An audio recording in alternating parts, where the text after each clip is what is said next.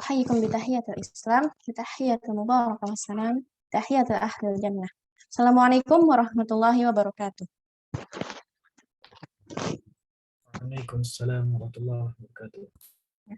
Innal hamdalillah nahmaduhu wa nasta'inuhu wa nastaghfiruh wa na'udzu billahi min syururi anfusina wa min sayyiati a'malina may yahdihillahu fala mudilla lahu wa may yudlilhu fala hadiya lahu.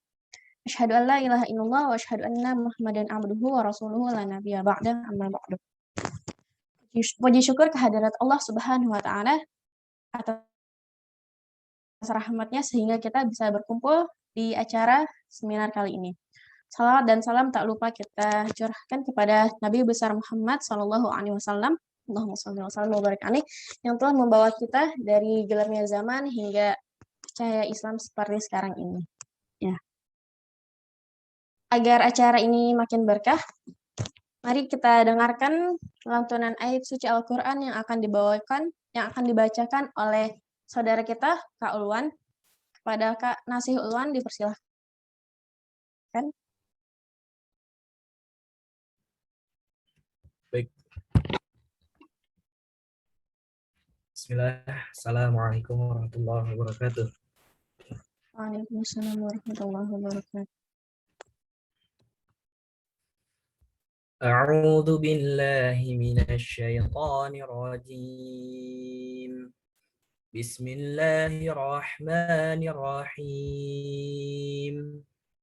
وَإِذْ أَخَذَ اللَّهُ مِيثَاقَ الَّذِينَ أُوتُوا الْكِتَابَ لَتُبَيِّنُنَّهُ لِلنَّاسِ وَلَا تَكْتُمُونَهُ فَنَبَذُوهُ وَرَاءَ ظُهُورِهِمْ وَاشْتَرَوْا بِهِ ثَمَنًا قَلِيلًا فَبِئْسَ مَا يَشْتَرُونَ لا تحسبن الذين يفرحون بما أتوا ويحبون أن يحمدوا بما لم يفعلوا فلا تحسبنهم بمفازة من العذاب ولهم عذاب أليم ولله ملك السماوات والأرض والله على كل شيء قدير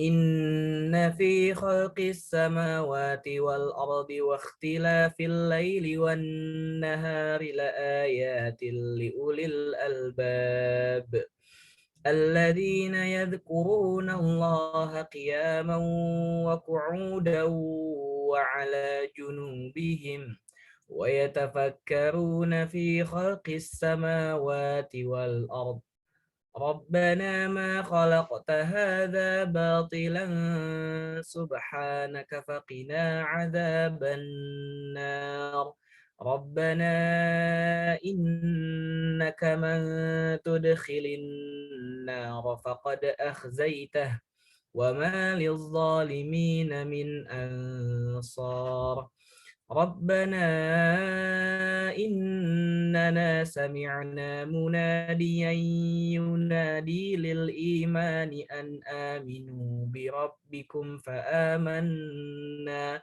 ربنا فاغفر لنا ذنوبنا وكفر عنا سيئاتنا وتوفنا مع الأبرار ربنا وآتنا ما وعدتنا على رسلك ولا تخزنا يوم القيامة إنك لا تخلف الميعاد صدق الله العظيم. Assalamualaikum warahmatullahi wabarakatuh. Waalaikumsalam warahmatullahi wabarakatuh. Shadaqallahul azim. Semoga kita yang mendengar dan membaca mendapatkan rahmat dari Allah Subhanahu wa taala. Selanjutnya adalah pengenalan sekilas info tentang Kampung Impian yang akan diputarkan videonya kepada Kak Teguh. Dipersilahkan, Kak.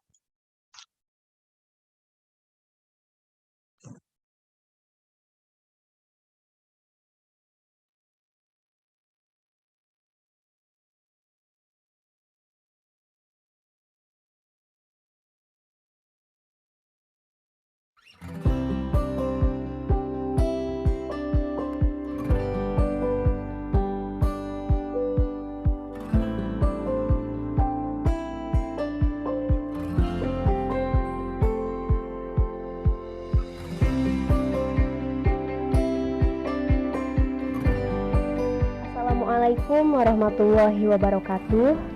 Sampurasun, kami dari TPID Kecamatan Kertajati, Kabupaten Majalengka akan mengenalkan inovasi Kampung Impian.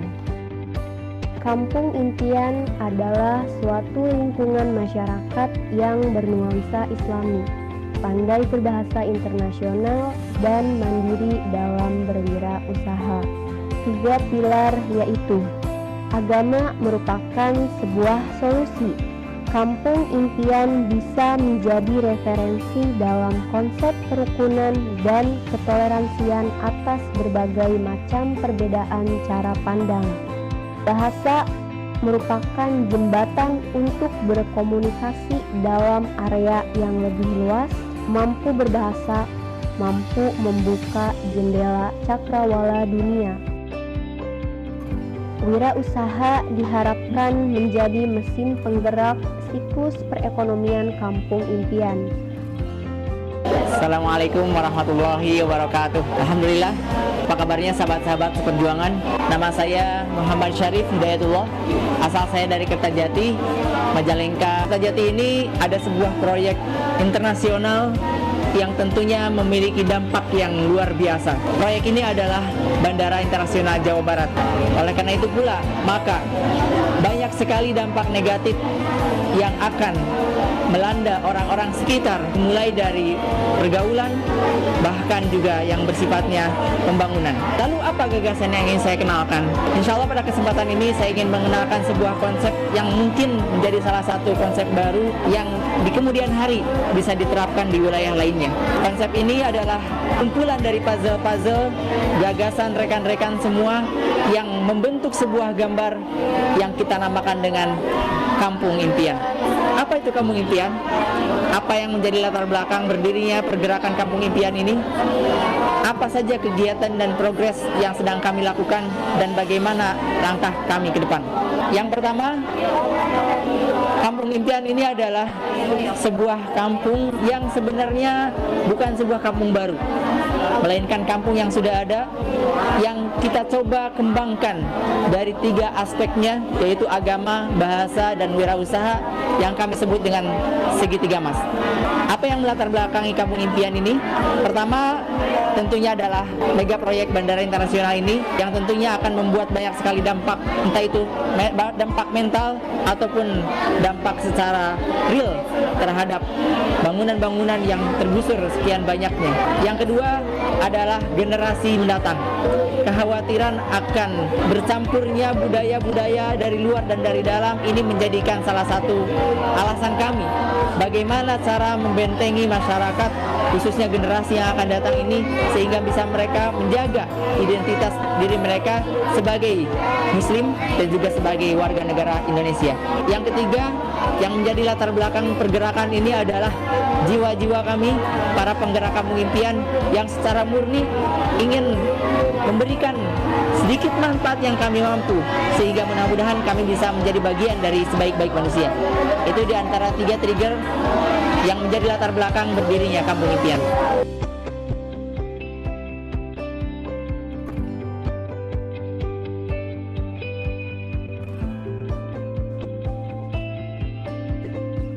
Assalamualaikum warahmatullahi wabarakatuh. Nama saya Maulana Fahmi. Saya dari Bandung. Saya adalah salah satu orang tua yang menitipkan anak saya di Yayasan Kampung Impian ini, dan kebetulan ada program liburan tahfiz Quran untuk anak-anak. Ada harapan besar dari program ini, bagaimana nanti anak-anak kita menjadi anak-anak yang dekat dengan Al-Quran, berinteraksi dengan Al-Quran lebih baik. Assalamualaikum warahmatullahi wabarakatuh.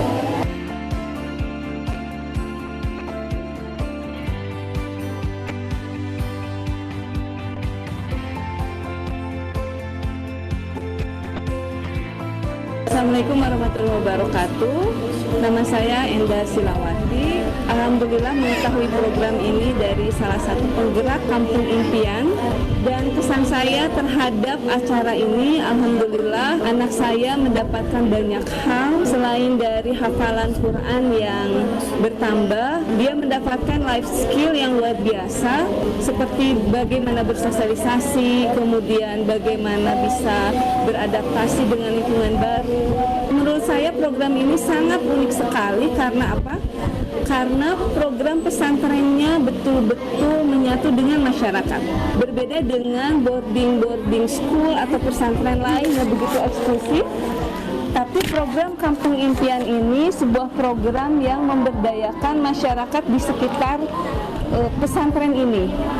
Dan semoga kedepannya program ini bisa berlanjut, bisa berkembang, bisa menjadi sebuah model pesantren yang berbeda, yang memberikan nilai positif terhadap lingkungan masyarakat di sekitarnya. Program Kampung Impian ini bisa menjadi model untuk pengembangan kampung-kampung dan desa-desa lain di Indonesia. Terima kasih. Wassalamualaikum warahmatullahi wabarakatuh.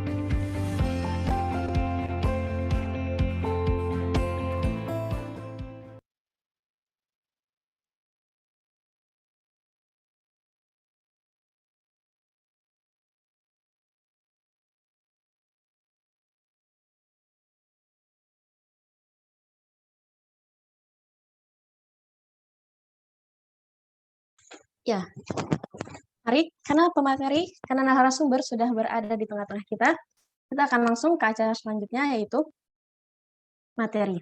Sebelum itu, saya akan membacakan CV dari narasumber kita sekali ini.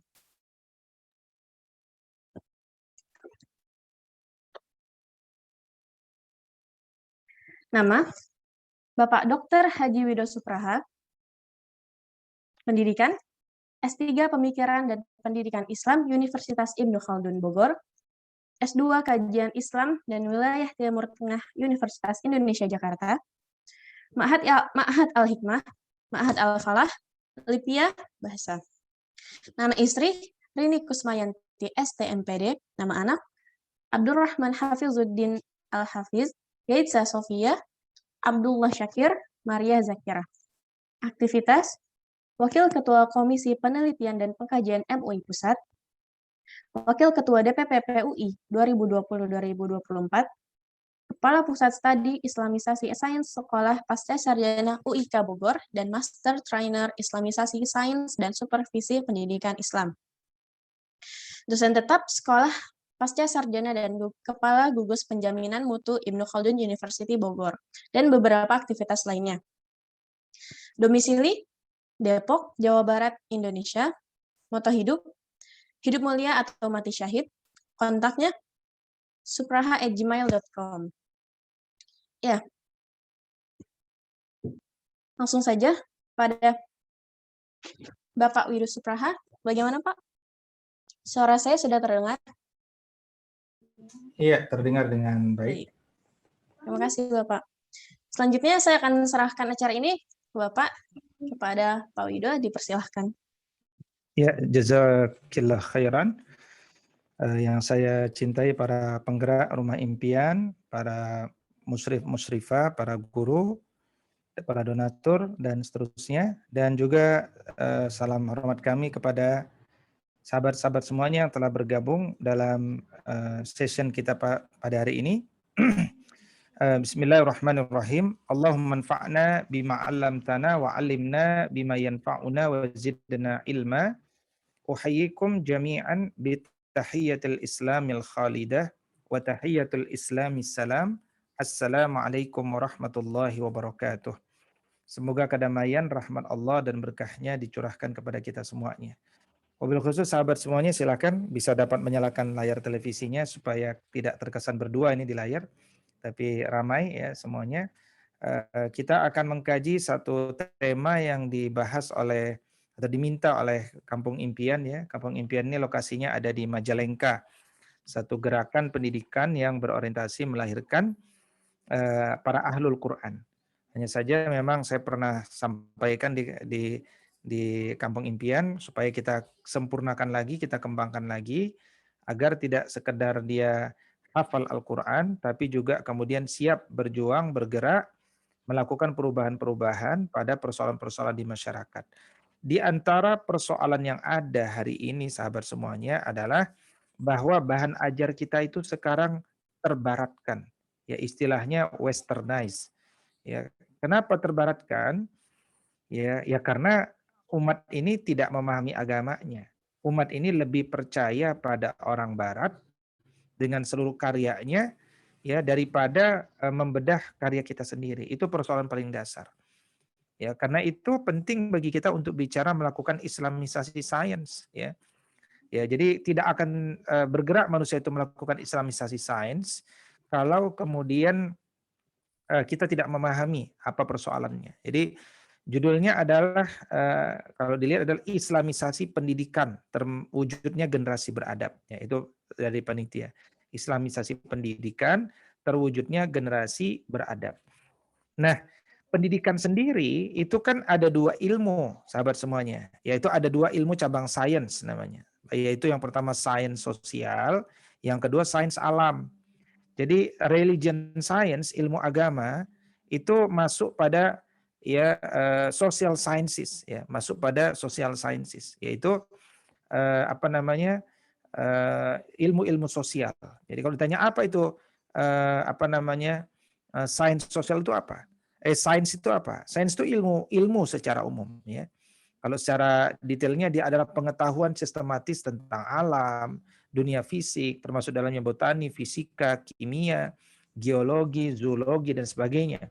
Atau ilmu pengetahuan alam, atau pengetahuan sistematis yang diperoleh dari observasi, penelitian, dan uji coba yang mengarah pada penentuan sifat dasar atau prinsip sesuatu yang sedang diselidiki, dipelajari, dan sebagainya. Nah, karena itu kemudian saya tidak pernah membedakan ya antara ilmu dunia dengan ilmu agama gitu ya. Jadi ilmu agama itu sebenarnya apa? Ilmu agama itu kan ilmu untuk hidup di dunia ya, bukan ilmu untuk hidup di akhirat. Jadi yang disebut ilmu dunia, ilmu agama itu adalah ilmu untuk hidup di dunia. Yang kalau kita hidup di dunia dengan benar, maka pahalanya adalah jannah di akhirat. Kalau kita hidup di dunia tidak benar, maka kita akan dibalas dengan nerakanya Allah Subhanahu wa taala. Ya, jadi tidak mungkin orang itu belajar Al-Qur'an tapi tidak cinta sains. Itu aneh bin ajaib ya. Kalau kita belajar Quran dengan benar, dengan tadabbur, maka kita harusnya menjadi sosok-sosok yang cerdas akalnya, nalarianya berkembang ya. Bahkan kita tidak pernah punya cita-cita menjadi teroris, intoleran, radikal secara secara politik dan seterusnya, nggak akan pernah merasakan itu. Ya, kenapa? Karena Al-Quran itu justru hadir untuk menjadikan kita sebagai sosok yang dapat menjalankan fungsi sebenarnya. Fungsi tugas kita kan khalifatun fil ardi, khalifah di muka bumi. Karena itu kemudian ketika kita belajar Al-Quran, kita akan memiliki kapasitas sebagai seorang saintis. Ya, sekarang saya tanya kepada Bapak Ibu semuanya. Ya, coba dijawab di kolom chat ya. Coba jawab kolom chat. Pertanyaan saya, siapakah saintis pertama di dunia ini? Ya. Siapakah saintis pertama di dunia? Sok coba kita diskusi di kolom chat ya. Ini karena panjang nih waktunya nih. Ya, sampai pukul 3 kalau nggak salah ya. Jadi coba sahabat-sahabat semua bantu jawab di kolom chat ya. Apa tadi pertanyaannya? Jadi lupa saya pertanyaan. Apa tadi pertanyaannya? Siapakah saintis pertama di dunia? Nah, sok coba. Kita tunggu jawaban dari para saintis-saintis yang ikut kajian hari ini. Ada 22 orang ya, 22 sama saya. Ya, siapa saintis hari ini? Siapa saintis pertama? Nabi Idris, Mujahid Bina Al-Fikri, Barakallahu Fik. Yang lain, persilakan. Sambil mengetikkan jempolnya di sana. Ya. Oke, ini tawaduk semua. Ada dua nih, tawaduk atau tidak tahu. Ya, saya tawaduk atau tidak tahu. Atau malu-malu. Ya. Abu Hatim yang mana nih? Ya, baik, jazakallah atas jawabannya ya. Baik, seandainya kita katakan Nabi Idris, berarti Nabi sebelum Nabi Idris dia tidak saintis. Nah, sederhana saja ya. Kalau kita tanya Nabi Adam alaihissalam turun ke muka bumi pakai baju apa enggak pakai baju ya? Nah, kalau jawabannya pakai baju berarti bajunya dari surga ya. Wah, itu kita perlu itu mengejar baju beliau sebagai sesuatu yang unik ya. Kalau kemudian Nabi Adam tidak pakai baju, berarti kan dia harus pakai baju. Nah, bagaimana cara Nabi Adam pakai baju? Nah, dia akan berpikir. Ya, Nabi Adam berpikir, bagaimana menciptakan baju? Nah, katakan udah dapat baju, aku ingin warna. Bagaimana supaya baju ini berwarna merah, berwarna kuning? Nah, berpikir itu melalui observasi, penelitian, dan itu kita telah berpikir saintifik. Jadi ketika kita hidup di muka bumi, kita mau nggak mau tidak bisa lepas dari sains, ya. Baik sains sosial maupun sains alam. Makanya kalau ditanya siapakah saintis pertama, ya bagi saya Nabi Adam alaihissalam. Kenapa? Allah telah mengajarkan kemampuan kepada dia untuk berpikir dan memiliki perbendaharaan ilmu yang banyak. Wa 'allama Adam al-asma'a kullaha. Mengajarkan semua ilmu. Dan memang untuk jadi khalifah di muka bumi ini nggak bisa cuma sekedar hafal Quran.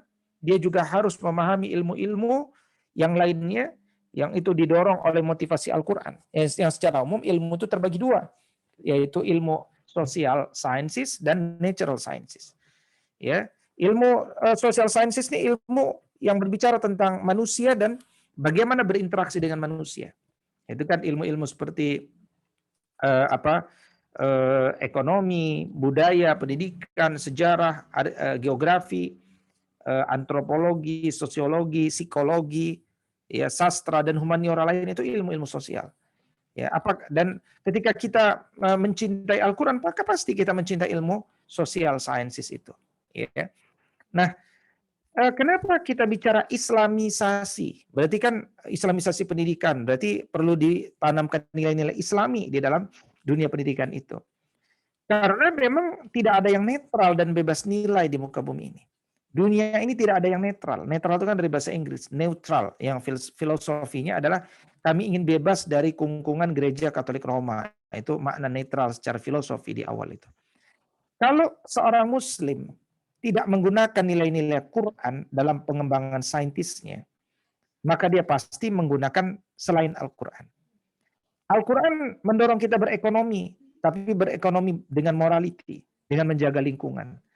Sementara ekonomi konvensional yang penting memenuhi kebutuhan manusia yang tidak terbatas dengan sumber daya alam yang terbatas. Jadilah ya hampir 300 tahun terakhir ini dunia diobrak-abrik dengan pengembangan teknologi yang ada, ya kemudian diambil sumber daya alam dengan sebanyak-banyaknya dengan kerakusan.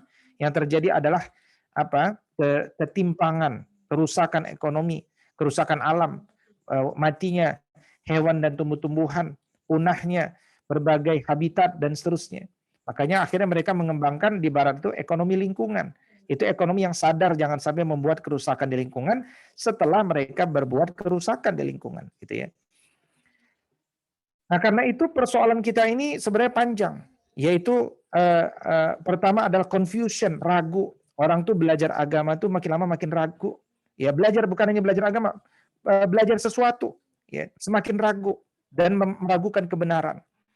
Kemudian de-Islamization, artinya apa? Membuang nilai-nilai Islam dari semua pelajaran. Ya, sehingga kemudian kalau dia sudah tidak Islami, wajar kalau kemudian mungkin dia dianggap tahu, tapi dia bergerak di luar pengetahuannya. Itu disebut sebagai corruption of knowledge, korupsi ilmu.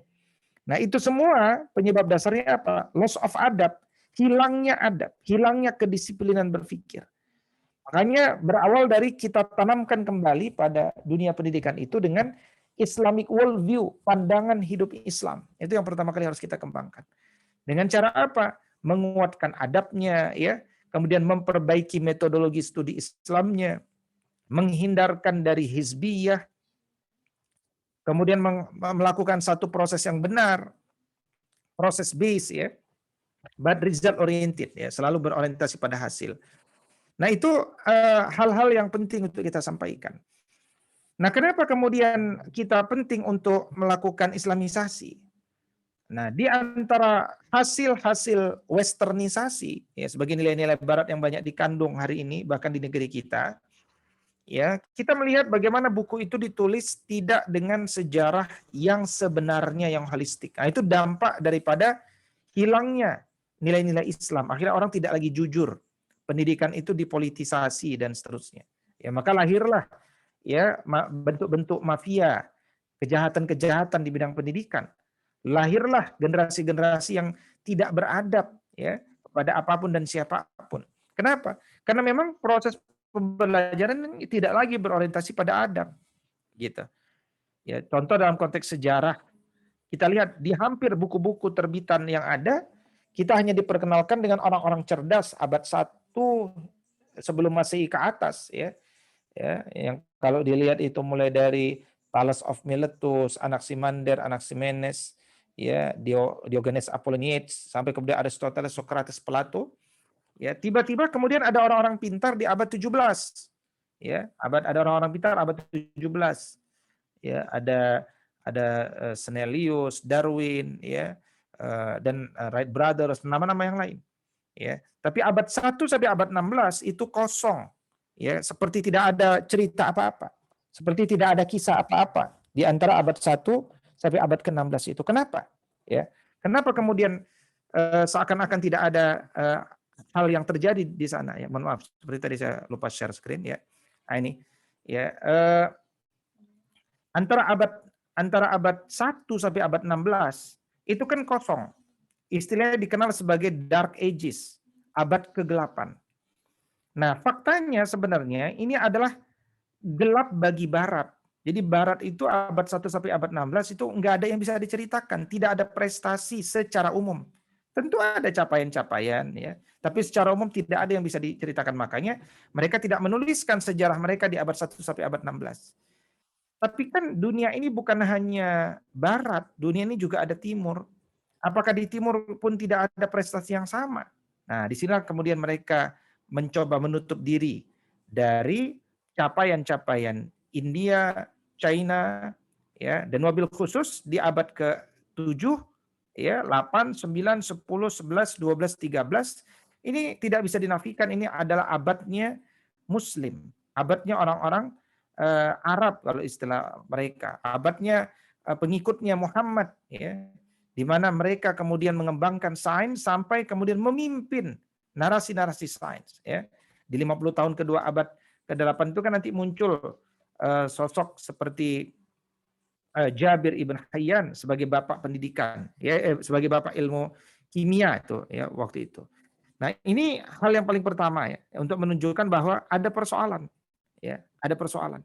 Nah, karena itu kemudian, ya, saya sering menyampaikan dan sering menarasikan sebenarnya solusinya itu ada pada Al-Qur'an ini. Ya, hanya saja persoalan kita hari ini cara kita mendekati Al-Qur'an itu yang keliru, ya. Cara kita mendekati Quran itu yang keliru. Ya, jadi kalau seseorang itu mengkaji Al-Qur'an dengan benar dari 6.236 ayat ini, 77.439 katanya, 340.740 hurufnya, kalau kita pelajari maka kita akan mencintai social sciences, sains sosial. Ya, itu otomatis menurut saya. Kenapa? Karena memang mayoritas ayat-ayat dalam Quran itu bicara tentang manusia. Ya, dan tentang bagaimana memenangkan Islam ini di tengah manusia. Makanya orang akan mencintai sains sosial. Otomatis. Nah, ketika mereka ingin menyempurnakan sains sosial, maka mereka pasti akan mencintai ilmu alam. Baik fisika, kimia, matematika, biologi, dan seterusnya. Ya, tapi syaratnya adalah ada proses yang benar dalam membaca Al-Quran itu. Ya, makanya saya meneliti buku ini yang di kiri saya itu George Sarton, itu saya tulis terkait pemikiran beliau. George Sarton ini non-Muslim, ya. George Sarton ini bapak sejarah sains dunia karena dia meletakkan Fakultas Sejarah Sains pertama di Oxford University abad 19 dan hidupnya itu dengan jurnal ISIS-nya itu telah merekonstruksi ulang sejarah-sejarah capaian sains baik social sciences maupun natural sciences dalam rentang abad-abad yang lalu itu, dalam karyanya itu. Dan ketika berbicara tentang Islam, itu beliau sangat takjub, ya. Kenapa? Karena bagi dia 100 tahun faktanya setelah wafatnya Nabi Muhammad SAW, Islam itu memimpin peradaban sains, ya, dengan Jabir ibn Hayyan salah satu pionirnya di bidang kimia, itu fantastis menurut beliau. Nah, yang menarik adalah beliau juga mengatakan apa penyebab utama kenapa orang-orang dulu itu begitu bersemangat untuk mencintai sains. Ternyata kata George Sarton yang non-muslim ini, kesimpulan beliau, karena mereka membaca Al-Quran dan mereka ingin ber-Al-Quran secara lebih sempurna gitu. Jadi ketika mereka menghidupkan ayat-ayat Quran, mereka disuruh akhirnya mereka jadi cinta sains. Ya, yang tadinya mereka nggak mau belajar biologi, mereka jadi senang belajar biologi. Yang tadinya mereka nggak mau belajar obat-obatan, mereka jadi senang belajar obat-obatan. Gitu. Jadi itu dampak-dampak kalau kita paham. Ini kan kendala kita sebenarnya adalah bahasa ya, sehingga dengan bahasa ini kemudian kita tidak bisa mengakses ya secara lebih detail gitu.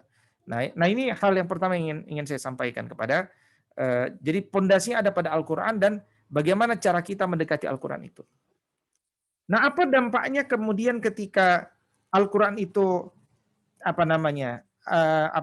ketika Al-Quran itu tidak dijadikan referensi bersama dalam proses pendidikan awal, nah itu akhirnya terjadilah ya pendidikan yang dijalankan oleh guru-guru yang diantaranya tidak memahami persoalan ini. Makanya kata George Sarton, ya ada 6 kriteria pendidik ya yang secara umum ya, dan ini sifatnya umum ya, universal. Yaitu pertama bagi George Sarton itu yang namanya jadi pendidik itu jangan pekerjaan sampingan. Ya, jadi pekerjaan utama kita adalah mendidik, pekerjaan sampingan kita itu berdagang boleh, ya. Tapi jangan jadikan dia pekerjaan sampingan. Artinya kita tidak akan totalitas kata beliau.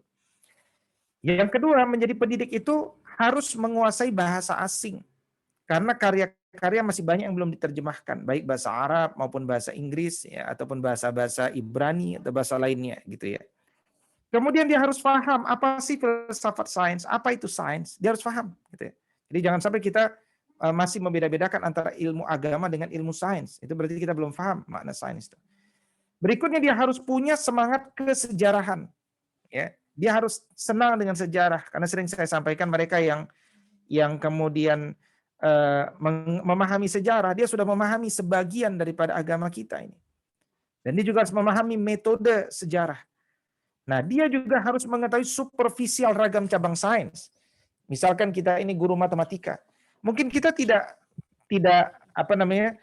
pakar dalam biologi fisika, tapi minimal kita paham secara superficial, secara tingkat tingginya, ya apa itu biologi. Kenapa kita perlu belajar biologi? Apa hubungan dengan matematika? Nah itu cabang ilmu itu atau pemahaman itu penting untuk dibangun, disampaikan, sehingga jadilah guru yang punya wawasan yang komprehensif, gitu. Wawasan yang komprehensif. Jadi kalau kita lihat dalam kamus ya, tadi sains sudah kita diskusikan ya. Jadi itulah yang didorong oleh agama kita ini, yaitu bagaimana kemudian kita mampu mengembangkan sains-sains itu dalam kehidupan kita, gitu ya.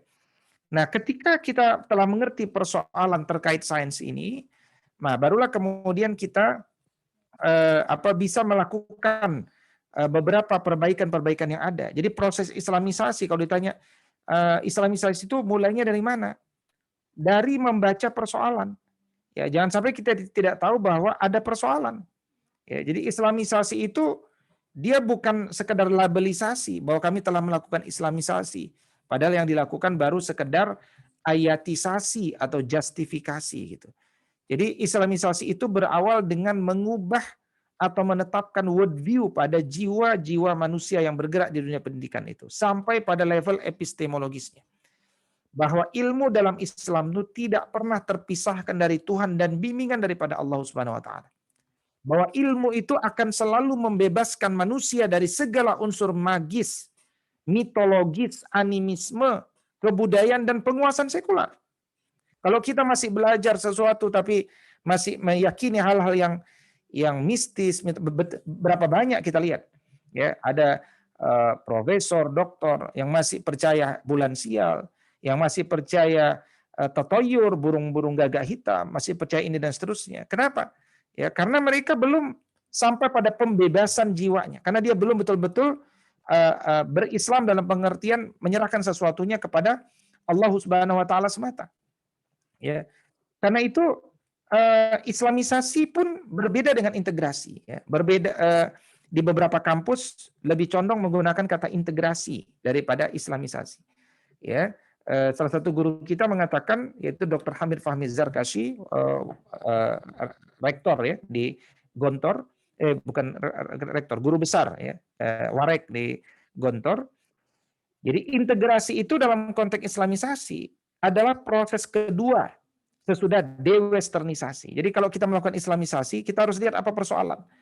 Nah, persoalan pertama adalah di masa peradaban Islam yang dipimpin oleh Barat hari ini adalah persoalan bahwa semua cabang ilmu, ragam pemikiran itu terpengaruh dengan nilai-nilai Barat, ya, sehingga kemudian mengalami westernisasi. Maka yang dilakukan pertama kali adalah de-westernisasi, membuang konsep-konsep asing yang bertentangan tentunya dengan Islam, ya, yaitu menyatukan konsep-konsep asing yang kompatibel dengan Islam.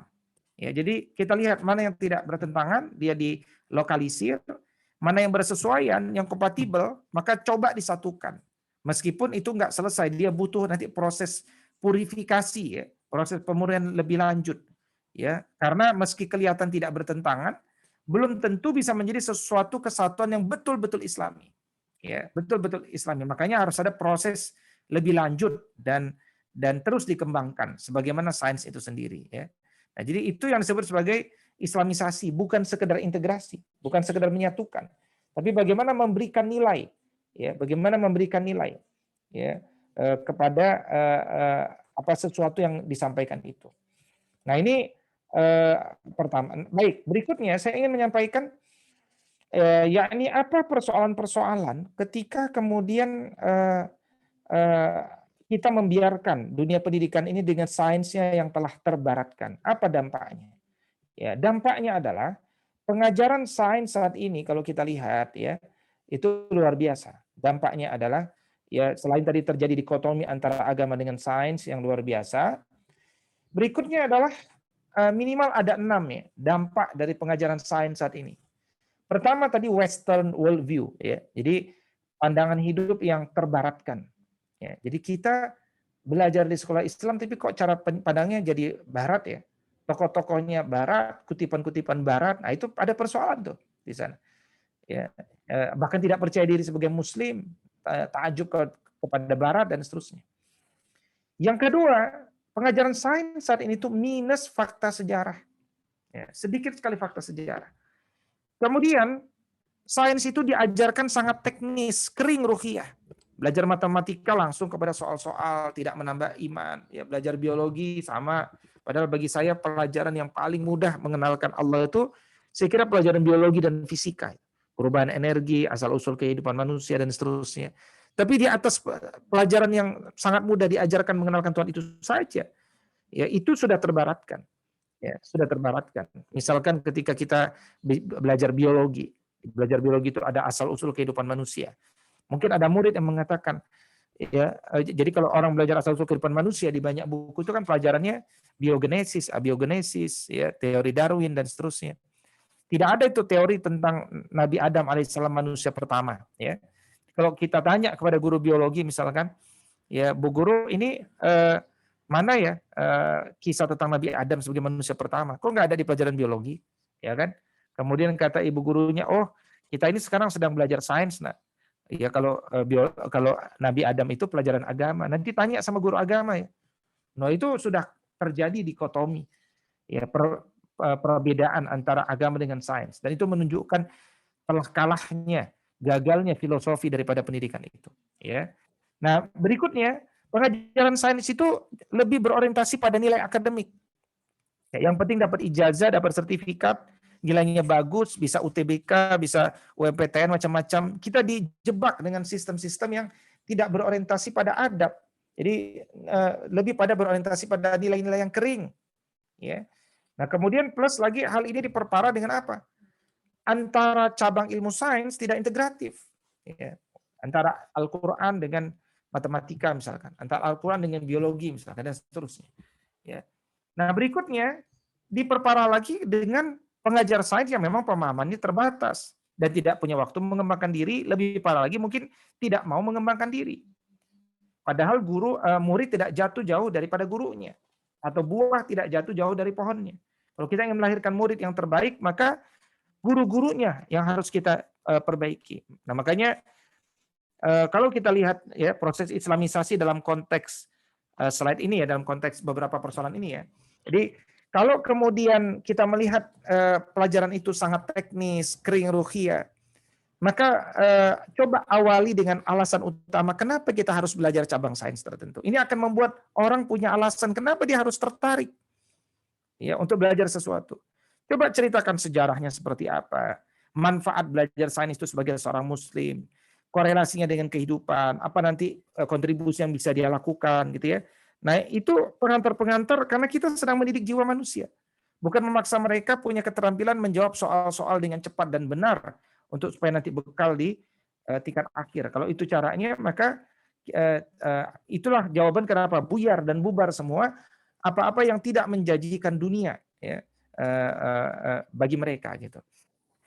Nah, yang kedua, minus fakta sejarah.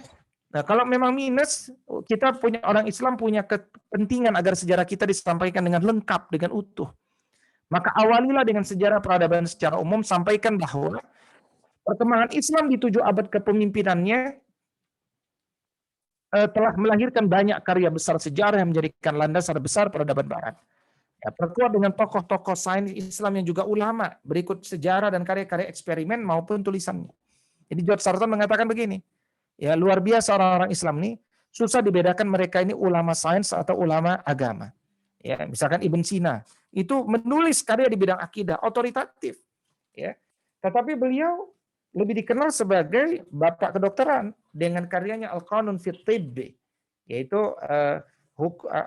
aturan ya hukum kedokteran ya, Al-Qanun fi Tibb ya, guidance dalam masalah pengobatan, dan itu dipakai di Oxford University ya sampai abad 19 20 ya, luar biasa. Kemudian Western worldview ini disolusikan dengan apa? Dengan menguatkan keindahan Islam, ya kembangkan metodologi penyampaian dengan pandangan hidup Islam.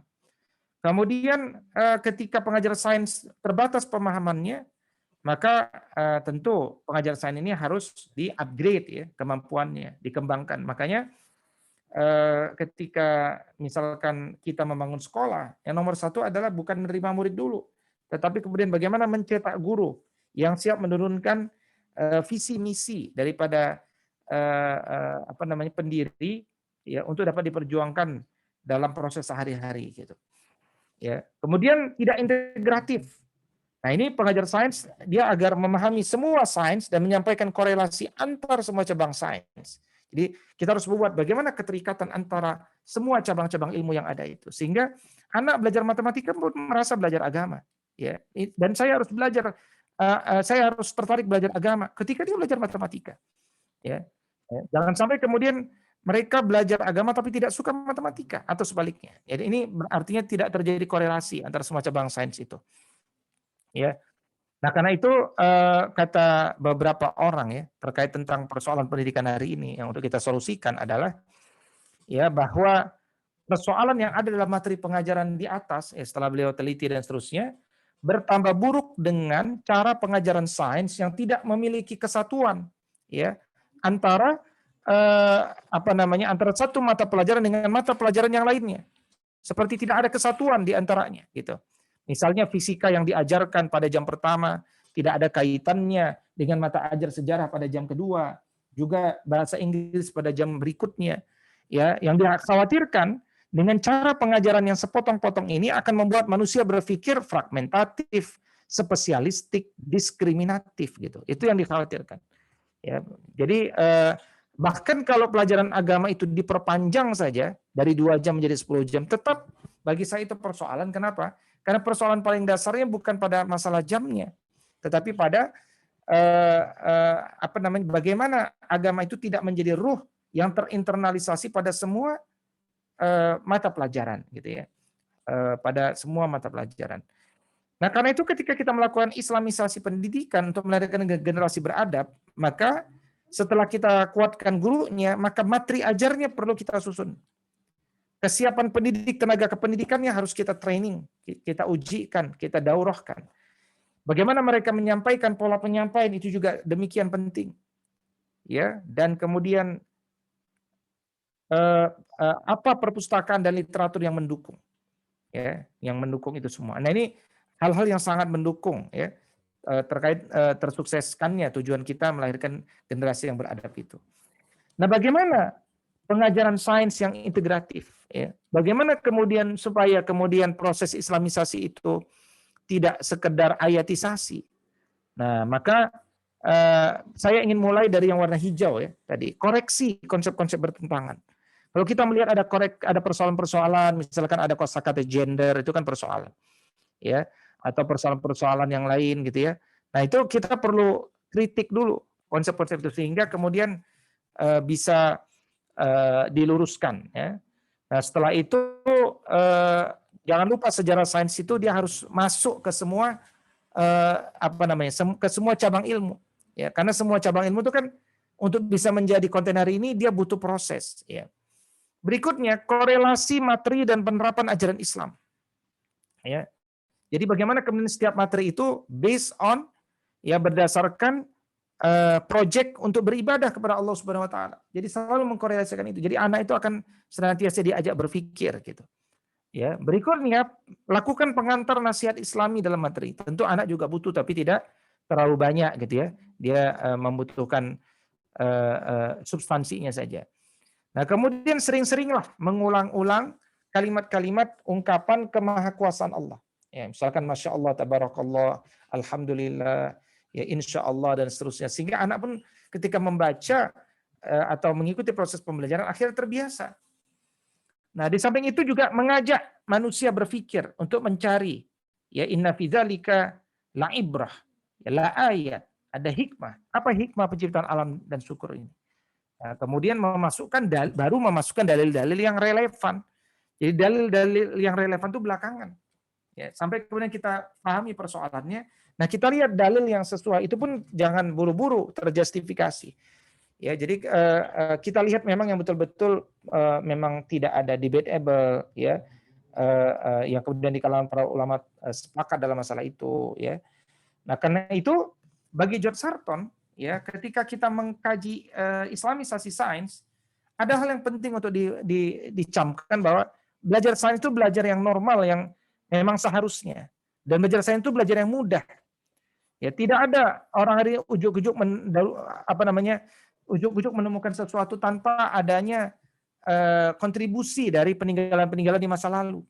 Dan evolusi sains itu bukan hanya setelah abad 17 kata George Sarton. Ya, setiap masa itu evolusi. Modern itu bukan milik abad tertentu. Hari ini kita sebut bahwa kita modern. Ke depan mungkin kita dianggap kuno. Ya. Nah, karena itu kita harus bisa melihat di titik mana kita berpegang, di mana yang kita kemudian bersentuhan, bercampur dengan masyarakat itu. Ya, jadi modern hari ini, kuno di masa depan. Ya, kemudian bagaimana ketika kita mengajarkan sains itu, ya, dalam dunia pendidikan itu, kemudian membuat seseorang itu menjadi senang ingin bekerja sama dengan orang lain. Ya, ya. Bagaimana kemudian senang bekerja sama dengan orang lain. Ya, mengkaji perkembangan setiap peradaban, ya, dan menyadari ternyata peradaban bukan hanya milik Barat, ya. Makanya 9 kali dalam Al-Quran kita itu kan didorong untuk melakukan perjalanan intelektual. Ya, siru fil ardi, berjalanlah keliling dunia di muka bumi ini. Fanzuru kaifa kana aqibatul mukadzibin. Pelajari, ya. Nah, maka pembelajaran sains itu menjadi pelajaran yang menarik. Ya, dia memberikan aspek rekreatif, juga munculnya kolaborasi antara tokoh agama, sains dan sejarawan gitu ya. Nah, ini penting, ya. Nah, karena itu poin-poin pertama terkait tentang islamisasi itu, ya, sehingga kemudian kita bisa memahaminya. Ini contoh, ya, satu nasihat dari Profesor Alparslan, ya. Waktu itu beliau ke Indonesia. Saya tanya terkait tentang persoalan islamisasi pendidikan di dunia secara umum, ya, dalam konteks pembelajaran sainsnya, ya, bagaimana agama dengan sains dan seperti apa. Nah, silakan bagi yang bisa berbahasa Inggris, coba bisa dinikmati apa pesan beliau, ya. Okay. Bismillahirrahmanirrahim, sahabat semuanya. Bersama kita ada Profesor Alparslan Achiglen. Beliau adalah pakar dalam konsep Islamic Science dan seterusnya. Assalamualaikum, Prof. Can you tell me how impact the Quran for the greatest scientists, and which one followed between social science and natural science? Yes, thank you very much. Bismillahirrahmanirrahim.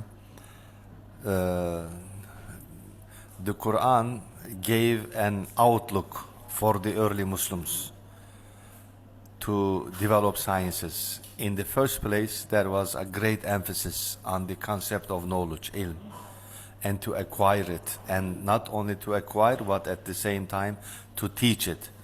And as a result of that, our Prophet ﷺ, he also taught the Quran and the knowledge and how we should acquire it as an example set up by him primarily at the school of Sufa, and that tradition continued in history.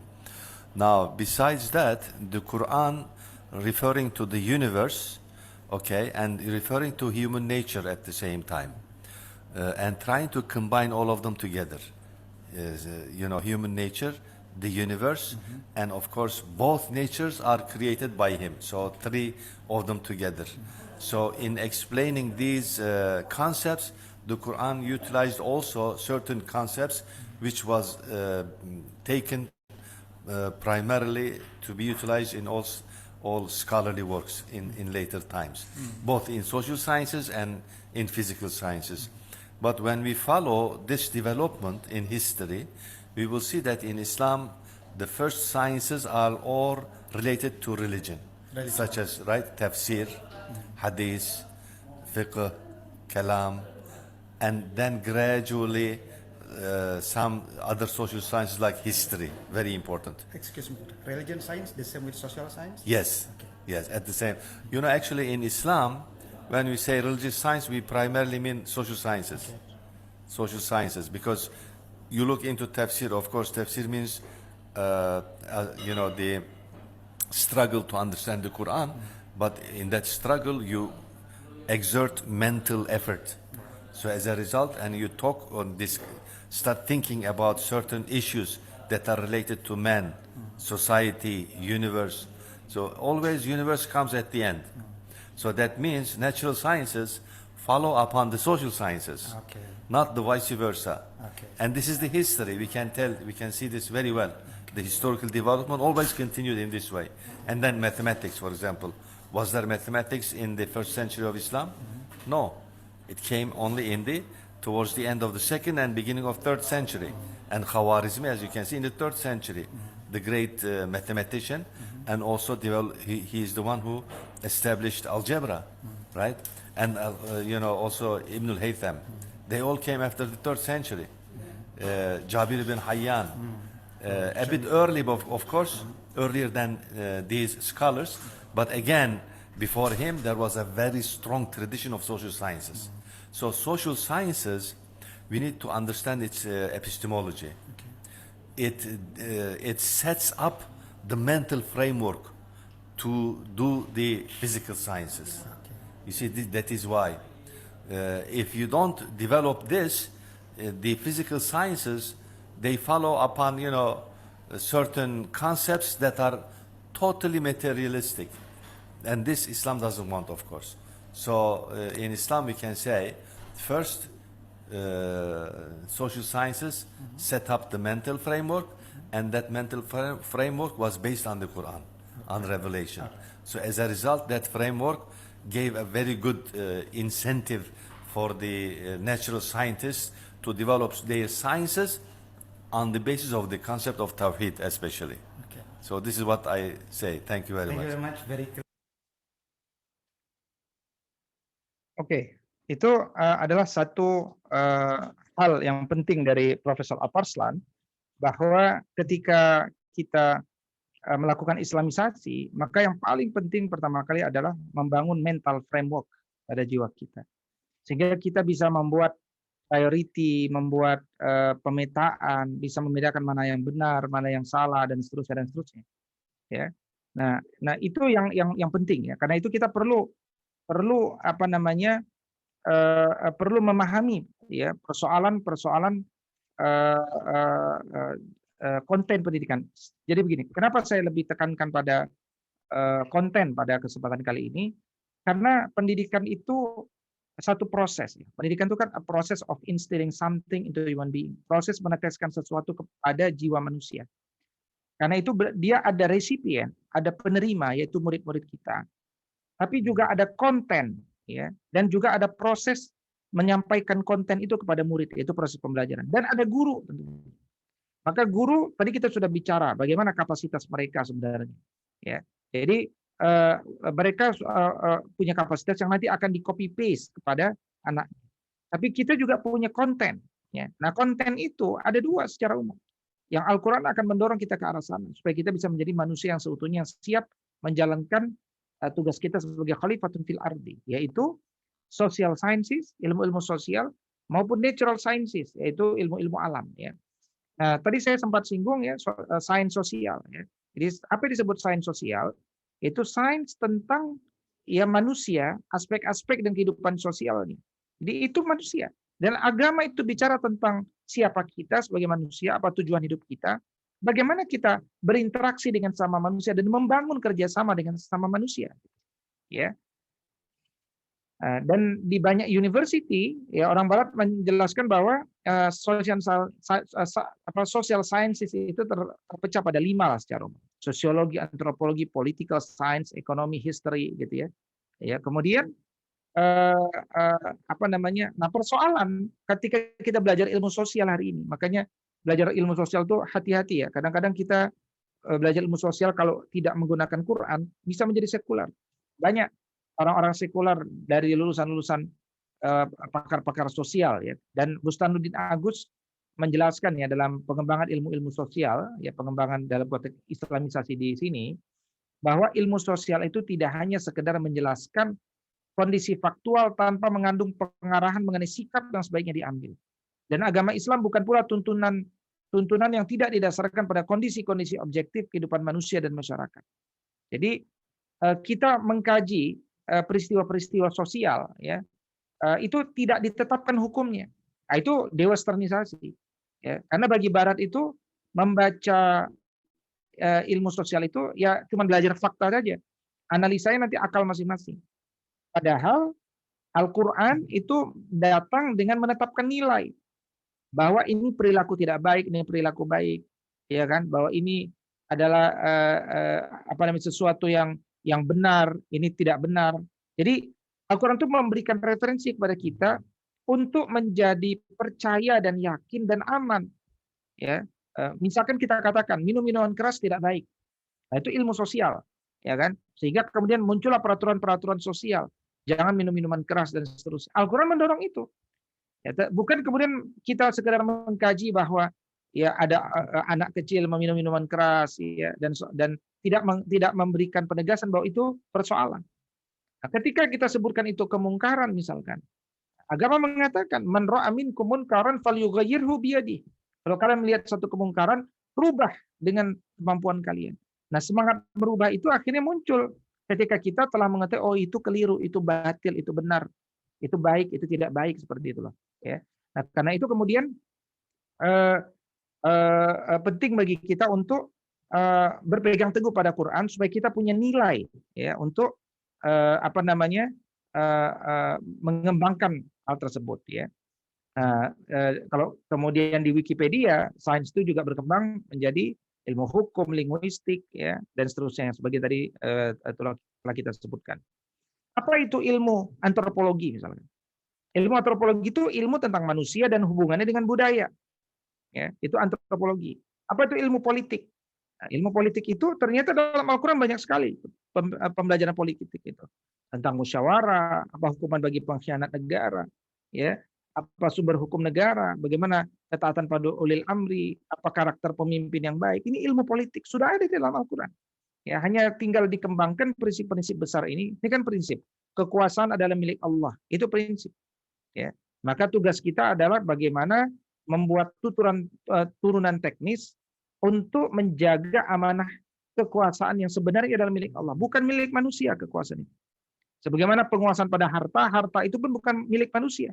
Harta itu milik Allah gitu. Nah, kemudian orang bersalah ya harus dihukum, ya. Bentuk hukuman itu seperti apa? Ya. Dijelaskan, Al-Qur'an punya referensi, ada qisas. Ya, hukuman bagi pezina bagaimana, budak berzina bagaimana, pencuri bagaimana, menuduh zina bagaimana, memerangi Allah dan Rasulnya bagaimana. Jadi hukumnya akan memberikan kedamaian, kepastian, ya, tatanan, ya, bagi masyarakat. Ya. Nah, berikutnya saksi dan bukti. Ya, saksi dan bukti. Jadi ternyata ilmu hukum itu mendorong kita tidak mudah menuduh orang, ya, tapi mengumpulkan sebanyak mungkin saksi, ya, dan bukti-bukti yang ada. Kemudian tentang peradilan sama seperti itu, ya, tentang keringanan, ya, darurat, rukhsah, ya, dan seterusnya. Nah, ilmu ekonomi juga begitu. Ilmu ekonomi mengajarkan kepada kita bagaimana menjadi orang kaya yang berkah kekayaan. Yang melalui kalau hutang piutang harus berkah, jauhi riba, jauhi judi dan seterusnya. Itu pelajaran sosial itu, ya. Kemudian ilmu sosial, bagaimana kemudian kita harus berteman baik dengan orang, senang berbuat perdamaian, ya, menghormati tamu, jangan melihat agama ketika berbuat baik secara umum, sering silaturahim. Ini ilmu sosial, ya, dan seterusnya. Nah, kemudian tentang bagaimana ilmu sejarah, ya. Jadi bagaimana Al-Quran itu bahkan lebih banyak ayat tentang sejarahnya daripada ayat hukum, ya. Minimal ada 28 nabi di dalam Al-Quran yang penting untuk kita kuasai itu narasinya. Dan ini dalam konteks pendidikan kepada anak-anak, ini bagus sekali kita selesaikan konten-konten kisah ini, ya, karena kalau dia ada di dalam Al-Quran berarti kan dia penting. Ya, Al-Quran ini hadir untuk dibaca manusia, dan konten ini sudah dibaca oleh manusia-manusia terbaik di masa lalu, dan sehingga mereka menjadi manusia terbaik. Maka tugas kita hanya mengcopy paste, ya, konten-konten yang sudah pernah membuat perubahan di dalam dunia ini, kemudian kita jadikan dia kurikulum daripada pendidikan kita. Kalau masalah kenabian itu sudah selesai, kita lihat juga bagaimana Al-Quran itu mengandung pelajaran-pelajaran yang luar biasa, yang mulai dari Ashabul Ukhdud, Ashabul A'raf, Ashabul Ras, dan seterusnya. Ya, ini jangan sampai kita tidak paham dengan dalam kisah-kisah ini. Jangan sampai guru-guru kita pun nggak paham dengan kisah-kisah ini. Padahal kisah-kisah ini ada di dalam Al-Quran. Ya. Nah, kalau guru tidak paham, anak tentu juga tidak paham. Gitu. Kalau menjadi tidak paham. Nah, termasuk kemudian masalah seni.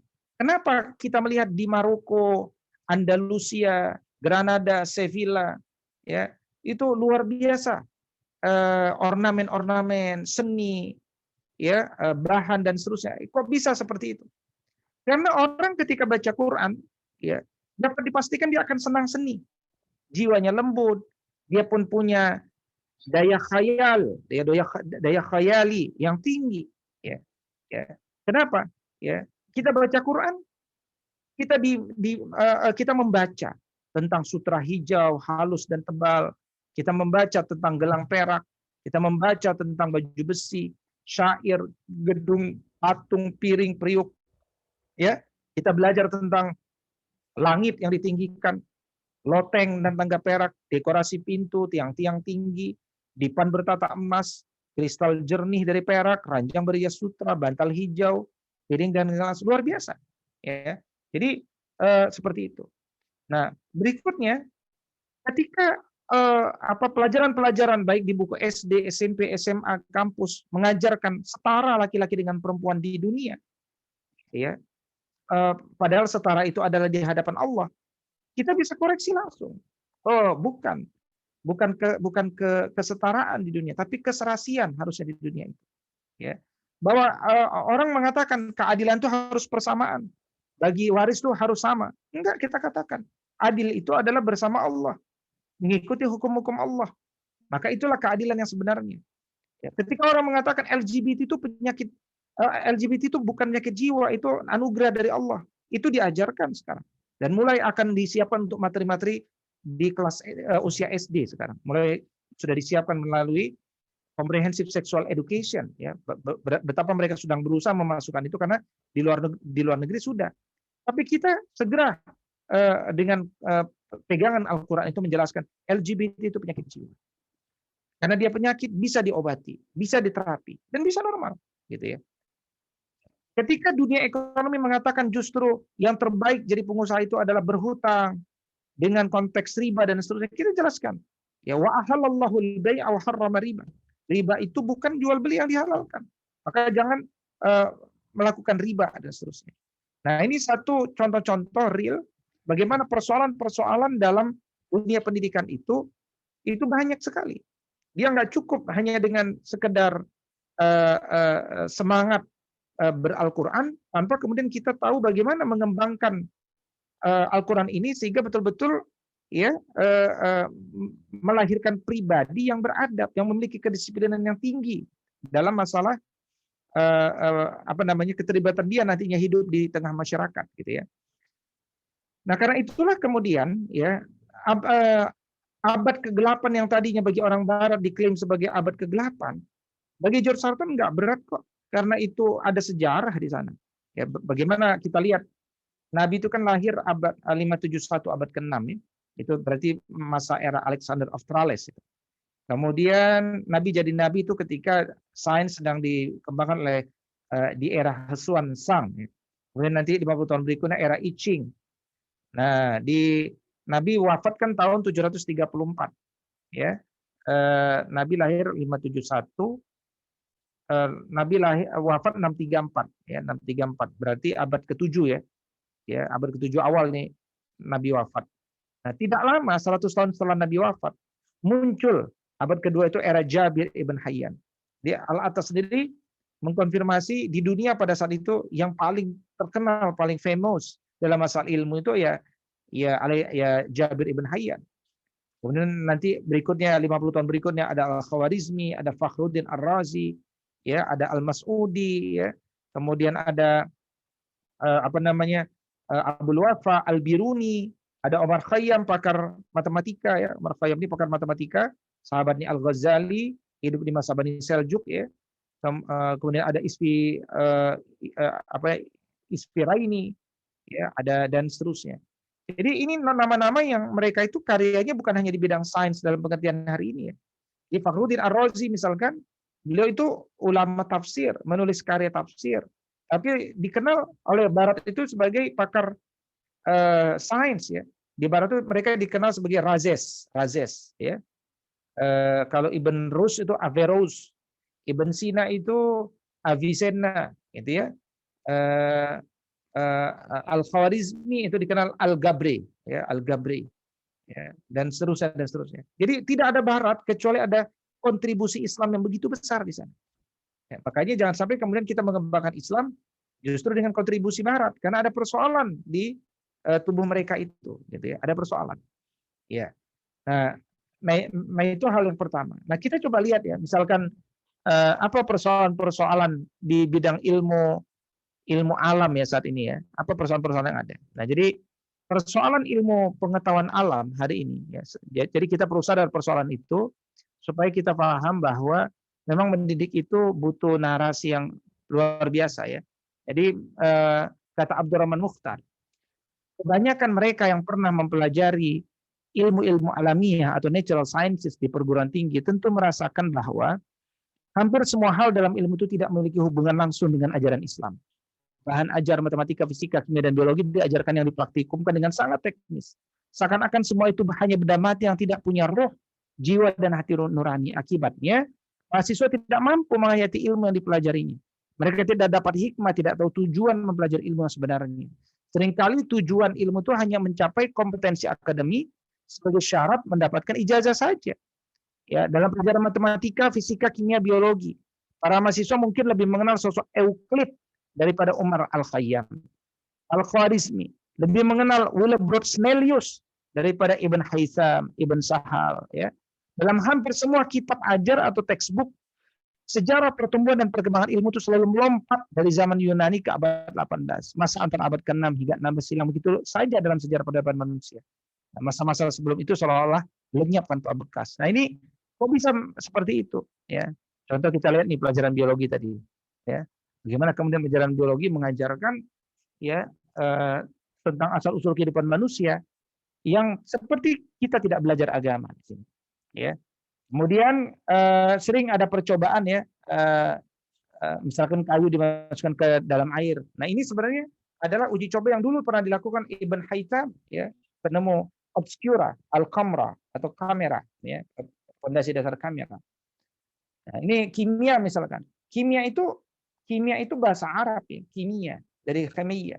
Tapi tidak pernah diajarkan sejarah tentang kimia itu. Bahkan kalau kita lihat ya, narasi awalnya itu coba kita lihat bahwa disebutkan sejak 400 tahun filosof Yunani bernama Leucippus dan Democritus telah mengemukakan teorinya tentang bagian terkecil dari suatu materi atom. Dan seterusnya. Seiring dengan perkembangan ilmu pengetahuan, teori-teori baru mengalami perkembangan. Para ilmuwan mengemukakan teorinya berdasarkan eksperimen yang telah dilakukan. Pelbagai eksperimen tentang konsep atom sebagai berikut. 1. John Dalton. Ya. Jadi tokoh pertama itu langsung John Dalton, abad 18. Ya, Jabir Ibn Hayyan yang sudah nyata-nyata bapak kimia pun nggak bisa mereka masukkan. Kenapa? Ya itulah begitu mereka punya agenda ya untuk tidak memasukkan tokoh-tokoh Islam di sana. Nah, ini judi lagi nih. Jadi dalam pelajaran matematika kita diajarkan sejarah judi. Ya bahwa ternyata judi itu berasal dari meja bukan judi. Belajar tentang teori ilmu peluang itu berasal dari meja judi. Ya, tanpa diajarkan judi itu kan ilmu sosial. Judi itu apa hukumnya? Ya, dan seterusnya bagaimana? Justru yang diajarkan kalimatnya begini. Bertolak dari inilah. Artinya apa? Bertolak dari meja judilah ilmu hitung peluang itu lahir. Sekarang ilmu ini banyak digunakan di berbagai disiplin ilmu. Nah, ini kan bahaya kalau narasi seperti ini. Yang nanti akan mengatakan, oh ternyata judi itu banyak ya manfaatnya. Coba kalau nggak ada judi. Nggak ada itu teori atom, mekanika kuantum, radioaktivitas, dan seterusnya. Itu bahaya sekali. Nah itu yang saya sebutkan, tidak ada penetapan nilai dalam ilmu sosial. Ya, maka kalau di sekolah Islam kita juga melakukan itu tentu berbahaya, persoalan. Ya, tentu persoalan. Ya. Nah, karena itu gunakanlah ya gaya Al-Quran dalam mendidik manusia, maka kita akan selamat. Ya. Kita harus sampaikan kepada kita harus punya kurikulum yang benar dalam mengembangkan pendidikan itu. Ya, kekuatan kita ada pada kurikulum sehingga melahirkan murid yang berwawasan luas atau melahirkan murid yang kemudian hanya paham sedikit dan seterusnya. Ya. Baik, saya khawatir terlalu banyak berbicara karena waktu kita sampai pukul 3. Silakan kalau ada yang ingin kita diskusikan nanti saya perdalam dengan mempresentasikan beberapa slide yang lain. Saya kira demikian, Ustazah Asma Karimah. Falyatafaddali. Syukur. Ya, sekarang kepada Ustaz Ridho. Ya, baik teman-teman yang ingin bertanya atau dari tadi kayak ada yang mengganjal, bisa disampaikan di kolom chat.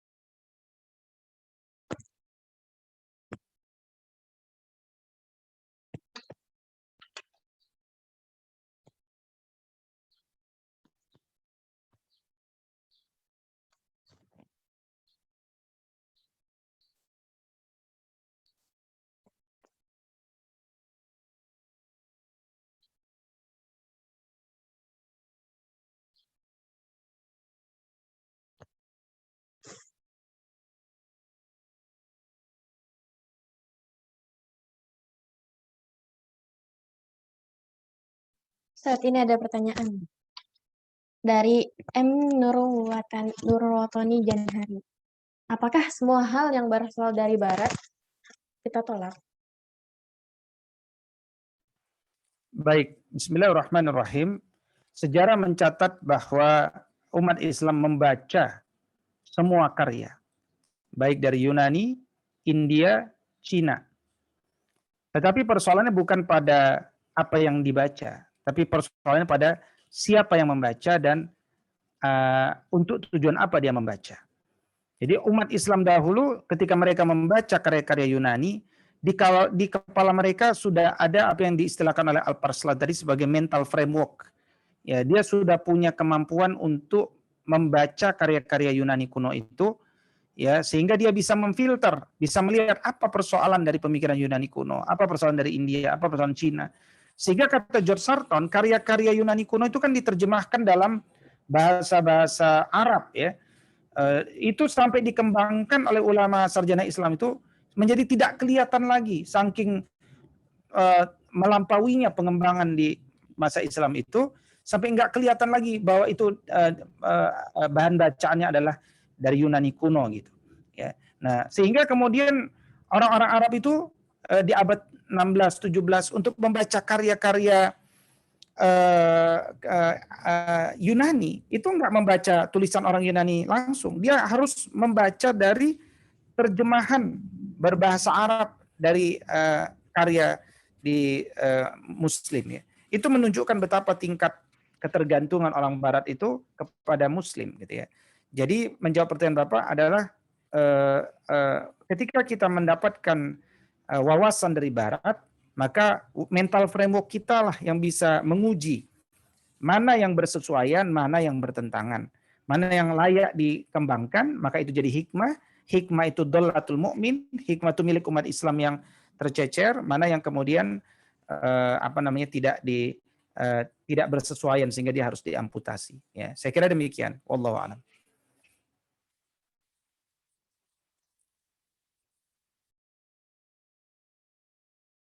Selanjutnya Ustadz ada dari Ahmad Syamsuddin. Izin bertanya, dalam Islam sangat banyak penemuan ilmu sains. Pengaruh apakah ilmuwan Islam jarang dimasukkan dalam ilmu? Sebentar. Pengaruh apakah? Dalam pendidikan Islam. Ya, kalau pendidikan Islam swasta, ya berarti pengaruh ketua yayasan dan kepala sekolah pasti ya. Nah, kalau sekolah milik ormas tertentu, ya pengaruh ketua ormas sama ketua bidang pendidikannya. Gitu kan. Kalau negara, ya berarti pengaruh kepala negara dan menteri pendidikannya. Ya sederhana itu. Ya, karena ini sesuatu yang harusnya bisa diubah dengan cepat dan segera. Tapi coba lihat, pembelajaran biologi saja itu 30 tahun lebih semenjak saya dulu belajar, nggak banyak perubahan. Sama aja hingga hari ini. Makanya bagaimana kita bisa melahirkan manusia yang adil dan beradab kalau materinya masih seperti itu. Ya, demikian. Wallahu a'lam.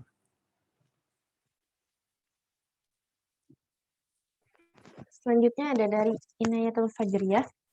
Ketika kita berkiblat kepada pada masa Rasulullah, di mana ketika di Mekah pendidikan yang beliau tanamkan melalui akidah. Ketika beliau hijrah ke Madinah, apa yang beliau ajarkan dan apa yang menjadi dasar diterimanya Nabi Muhammad SAW di Madinah pada saat itu. Jika kita kaitkan dengan konteks sekarang, bagaimana cara pendidikan kita saat ini agar mampu mengikuti Rasulullah yang ajarkan? Mohon maaf karena telat dan barangkali keluar dari materi yang disampaikan. Ketika kita berkiblat pada masa Rasul, di mana ketika di Mekah pendidikan yang beliau tanamkan melalui akidah. Bukan melalui akidah ya, tapi pendidikan pertama yang beliau tanamkan adalah akidah. Ya, pendidikan yang pertama adalah akidah melalui surat-surat Makkiyah. Nah, itu yang pertama kali dikembangkan. Ya, yang diajarkan itu faktanya seperti itu. Ya. Nah, ketika beliau hijrah ke Madinah, apa yang beliau ajarkan? Yang diajarkan surat-surat Madaniyah. Jadi kan 13 tahun di kota Mekah, 10 tahun di kota Madinah. Ketika pindah ke kota Madinah, maka diajarkanlah surat-surat Madaniyah yang jumlahnya 26 surat itu. Ya. Kemudian pertanyaan berikutnya, apa yang menjadi dasar diterimanya Nabi Muhammad di Madinah? Dasarnya adalah karena Nabi telah mengkondisikan kota Madinah itu sebelum hijrahnya. Dengan cara apa? Dengan melakukan beberapa kali baiat massal kepada orang-orang Ansor yang berhaji ke Mekah dan seterusnya, didakwahi oleh Nabi sampai kemudian mereka percaya bahwa Allah itu satu dan akhirnya mereka semuanya siap bertuhan kepada Allah yang satu berkitab suci kepada Al-Qur'anul Karim, dan akhirnya mereka siap untuk menolong dakwah ini, maka itulah sejarahnya kenapa kemudian Nabi SAW diterima. Dan ini juga salah satu strategi beliau mengirimkan, yaitu salah satu sosok pemuda, siapa namanya, sosok pemuda kaya yang kemudian dia meninggalkan seluruh kekayaannya itu. Nah, pemuda ini yang kemudian ditugaskan, yaitu Mus'ab bin Umair radhiyallahu taala anhu, ditugaskan untuk mengkondisikan berikutnya kota Madinah. Jadi tugas Nabi membaiat beberapa orang dan seterusnya, ya, sampai kemudian mereka kembali. Kemudian tugas Mus'ab bin Umair dikirim ke sana untuk memperbanyak pendukung, ya, untuk memperbanyak pendukung. Nah, dan itu semua berhasil dilakukan oleh Nabi SAW dan para sahabatnya. Ya. Nah, itu saya kira ya jawabannya. Wallahu alam. Ustaz, selanjutnya ada dari Siti Iklimatun. Izin bertanya Ustadz, kalau sebagai seorang ibu, kira-kira sejauh mana harus memahami Islamisasi sains ini untuk pendidikan anaknya? Iya, bismillahirrahmanirrahim. Seorang ibu itu kalau perlu dia kuliah S3, dia harus ambil kuliah S3. Ya, kenapa? Karena kita sedang membangun generasi. Karena itu jangan pernah mencukupkan ilmu. Laki-laki belajar tinggi, perempuan belajar tinggi. Kenapa? Karena kita akan melahirkan generasi terbaik dari rumah-rumah kita. Ya, bukan generasi jahiliyah. Nah, dan apalagi hari ini pembelajaran itu luas, mudah, maka para suami dorong istrinya untuk belajar semaksimal mungkin agar ya bersama-sama bisa mampu mendidik generasi-generasi terbaik, generasi-generasi pemimpin. Nah, bagi seorang ayah dengan bunda di rumah, ketika kita punya anak, pada akhirnya kan kita adalah guru, pendidik. Nah, pertanyaannya ketika kita mendidik ilmu apa kepada mereka? Iya, saya mengajarkan Al-Quran. Nah, Al-Quran itu kan bacaan-bacaan bahasa Arab yang perlu difahamkan kepada jiwa manusia, kepada jiwa anak-anak kita. Pelajaran apa sih dari Quran itu? Nah, itulah yang tadi saya sampaikan. Al-Quran itu mengajarkan kepada kita ilmu-ilmu sosial dan ilmu-ilmu alam. Ya. Dan tadi Al-Farsan mengatakan yang pertama kali diperkenalkan Al-Quran itu ilmu-ilmu sosial. Nah, kalau kemudian seorang ibu tidak mengerti ilmu sosial, dia kan nggak bisa mengajarkan. Ya mungkin dia hanya sekedar mengajarkan cara membaca Al-Quran, tapi mengajarkan kandungan Al-Quran itu yang paling penting. Ya. Nah, ketika dia ingin mengajarkan ilmu-ilmu tentang sosiologi, sejarah dan seterusnya, nah dia pakai buku apa? Nah, mungkin dia akan beli buku di toko buku dia seterusnya, tapi jangan-jangan buku yang dia beli itu buku-buku sekular, ya buku-buku Barat. Buku-buku yang terbaratkan, maksud saya bukan buku barat, buku-buku yang terbaratkan. Nah, berarti menjadi terjawab kan, apakah seorang ibu penting mempelajari Islamisasi atau tidak? Bagi saya kalau tidak mengerti Islamisasi, seorang ibu sangat besar kemungkinan justru mengajarkan nilai-nilai Barat kepada anaknya sendiri. Ya, karena apa? Karena ketidaktahuan dia terhadap westernisasi. Ya, saya kira demikian. Wallahu a'lam. Ya, Ustaz, ini ada pertanyaan kedua dari Inayatul Fajr ya. Apa yang perlu kita persiapkan terlebih dahulu ketika kita akan mengadakan pendidikan yang mampu mencetak generasi beradab? Yang kita perlu siapkan adalah guru terlebih dulu. Ya, siapkan guru. Jadikan guru. Jangan kemudian kita menerima murid dalam konteks guru belum siap. Jadi siapkan guru. Setelah itu siapkan bahan. Siapkan guru. Kemudian sinkronkan dengan orang tua. Ya, setelah itu siapkan bahan ajar. Kemudian metodologi pembelajaran, baru kita bicara murid. Ya, karena agar terjadi kerjasama sinergi antar berbagai pihak. Ya, saya kira demikian. Wallahu a'lam. Selanjutnya, terima kasih Ustaz atas pemaparannya atas beragam kondisi di Indonesia yang masih jauh untuk mencapai Islamisasi pendidikan. Lantas apa langkah awal yang harus kita lakukan, dan mungkin kiranya Ustadz ada saran juga untuk saya yang masih merupakan fresh graduate. Jazakillah khair Ustadz. Ini dari Sulsan Khairunisa. Bagi fresh graduate, jangan terkontaminasi dengan apa yang sudah ada. Ya, jadi kita ini diciptakan sebagai leader, not follower.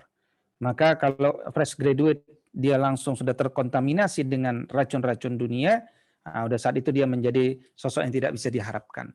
Maka temukan passionmu, sesuaikan dengan apa jurusanmu, dan coba lihat apakah bahan pembelajaran di bidangmu itu sudah Islami atau belum saat ini. Kalau belum, saya undang terlibat untuk menulis bahan ajar, karena itu sangat dibutuhkan oleh dunia pendidikan Islam di Indonesia ini pada khususnya, bahkan internasional pada umumnya. Ya, apa yang kita lakukan hari ini belum tentu sudah dilakukan di luar negeri. Makanya orang-orang luar negeri itu mungkin akan sangat membutuhkan dukungan kita. Baik di Malaysia, Singapura, belum tentu mereka sudah Islami, belum. Nah, karena itu jadilah diri kita, temukan passion kita, kembangkan apa yang telah kita pelajari 4 tahun di S1 itu, lihat persoalan, tugas kita adalah membantu, berkontribusi, memberikan solusi pada setiap persoalan yang telah kita identifikasi itu. Demikian, wallahu a'lam. Selanjutnya dari Nuraniza. Pendekatan-pendekatan apa saja yang sebaiknya bisa dilakukan dalam menselaraskan kemajuan sains dan teknologi barat dengan cara pandang dan implementasi yang benar dalam Islam framework, Ustaz? Pendekatan apa yang sebaiknya? Pendekatan Islami. Ya. Pendekatan Islami itu adalah pendekatan menjadikan manusia menegakkan tugasnya sebagai khalifah di muka bumi, yaitu merawat bumi ini dari berbagai kerusakan. Ya, jadi tujuan sains itu adalah bagaimana bumi ini tidak rusak, kira-kira begitu. Yang kedua, agar bagaimana bumi ini lestari. Bumi ini penuh dengan aktivitas yang menyehatkannya, ya, merestorasinya, gitu. Jadi pendekatan yang ditanya apa? Pendekatan yang Islami. Dan Islam itu adalah nilai, value. Nah, nilai ini yang kita tawarkan kepada dunia. Kalian itu punya nilai kering, tidak ada masalah, penuh persoalan. Gunakan nilai-nilai Islam, pendekatan-pendekatan Islami. Ya. Nah, karena itu ketika kita menggunakan pendekatan-pendekatan yang Islami, maka sains, ya, teknologi itu kan buah pemikiran dari sains. Ya. Itu akhirnya hanya akan dikembangkan untuk tujuan-tujuan yang benar, sebagaimana tadi kita sebutkan, sebagai orang yang punya rasa tanggung jawab, ya, di dunia ini. Ya, saya kira demikian. Wallahu a'lam. Selanjutnya Ustaz, izin bertanya Ustaz, sebagai seorang pelajar atau mahasiswa, bagaimana cara kita memulai untuk menerapkan islamisasi pendidikan ini Ustaz? Terlebih jika lingkungan kita tidak mendukung hal tersebut. Bismillahirrahmanirrahim. Sebagai mahasiswa, kokohkan dulu ilmumu tentang islamisasi dengan banyak mengkaji dari guru-guru, ya, sehingga kemudian mampu melihat persoalan betul. Kemudian di sisi yang lain, paralel antum mulai gencar melakukan seminar-seminar islamisasi di kampus antum, ya, karena sekali lagi yang namanya pemimpin itu, orang yang berjiwa pemimpin itu enggak ngelihat banyak orang, ya, dia enggak terpengaruh dengan banyak orang, dia bergerak saja sendiri dengan ide-idenya dan seterusnya, karena dia yakin dia berada alal haq. Nanti orang-orang yang lain sebagai follower lama-lama akan mengikuti dia, gitu. Ya, jadi jangan pernah rendah diri ketika engkau masih sebagai mahasiswa, ya, bahkan engkau mungkin bisa lebih maju cara berpikirmu daripada, ya, dosen-dosen di tempatmu sendiri mungkin, atau mungkin senior-seniormu dan seterusnya. Nah, jadi karena itu kalau lingkungan bahkan bukan saja tidak mengenal, ya, tapi tidak mendukung, maka yaitu tantangan kita. Ya, kalau kita cinta pada alma mater kita, maka rubah itu. Tapi merubahnya kan dengan merubah pemikiran daripada alam kesadaran manusianya. Nah, itu membutuhkan bentuk-bentuk pencerahan intelektual lah, ya, dalam bentuk seminar, sekolah-sekolah islamisasi sains dan seterusnya, ya. Sekira demikian, wallahu a'lam. Ya. Selanjutnya Ustaz, izin bertanya Ustaz, apa yang menjadi dasar ketika seorang peserta didik harus mendahulukan adab dahulu baru kemudian ilmu atau materi? Dasarnya adalah mengikuti pesan-pesan orang-orang soleh di masa lalu. Misalkan Sayyidina Umar mengatakan ta'addabu summa ta'allamu. Ajarkan adab kalian dulu baru ajarkan ilmu. Ya, dasarnya juga Quran surat At-Tahrim 66 ayat 6 ketika Sayyidina Ali menafsirkan ya ayyuhalladzina amanu qu anfusakum wa ahlikum nara itu dengan adibuhum wa alimuhum, yaitu tanamkan adab dan ajarkan ilmu, gitu. Itu menunjukkan bahwa bil adabi tafhamul ilm. Kita butuh adab supaya ilmu yang dipelajari lebih mudah difahami. Kalau kita dahulukan ilmu baru berharap adab, nggak bisa. Justru ilmu itu akan susah kita pahami. Ya, saya kira demikian. Wallahu a'lam. Yang selanjutnya Ustaz, pertanyaan terakhir. Ustaz, lembaga pendidikan kita di Indonesia itu kan dibawahi oleh pemerintah, disupervisi oleh pemerintah. Ada arahan-arahan yang wajib diikuti. buku-buku panduan ajar juga sudah ada pakemnya. Lalu dalam proses islamisasi ini, apakah bisa dimulai dengan cara kita sendiri?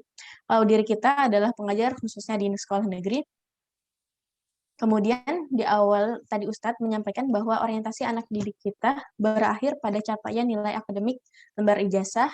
Lalu bagaimana agar bisa mengubah mindset seperti ini di lingkungan sekolah kita? Iya, bismillahirrahmanirrahim. Segala sesuatu itu memang berawal dari mindset, berawal dari visi, berawal dari misi. Kalau kita sudah keliru pada visi dan misi, pasti program kerjanya keliru.